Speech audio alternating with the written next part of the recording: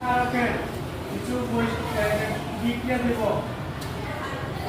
Acid এবং ক্ষারক বিক্রিয়া করে কি উৎপন্ন করে? লবণ আর পানি। লবণ এবং পানি উৎপন্ন করে। লবণ এবং পানি যদি উৎপন্ন করে তাহলে একটা অ্যাসিডের নাম আমরা একটু আগে জানলাম। বলো তো যে কোনো একটা অ্যাসিডের নাম বলো।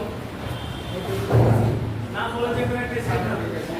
সালফিউরিক অ্যাসিড এক সংক্ষেপে H2SO4 যে কোনো একটা ক্ষারকের নাম বলো যে কোনো একজন। দাঁড়াই বলো সাহস করে। Calcium hydroxide. ক্যালসিয়াম হাইড্রোক্সাইড দেখো দুইটাই তো আমরা জানছি একটু আগে। তাহলে কি উৎপন্ন করবে? উৎপন্ন করবে আর পানি উৎপন্ন করবে। তো ক্যালসিয়াম আর এখানে সালফেট দিলে কি উৎপন্ন হয়? Calcium sulphate. ক্যালসিয়াম সালফেট এটা হচ্ছে একটা লবণ। এটা কি লবণ আর উৎপন্ন করবে পানি H2O। এখানে দুই অণু পানি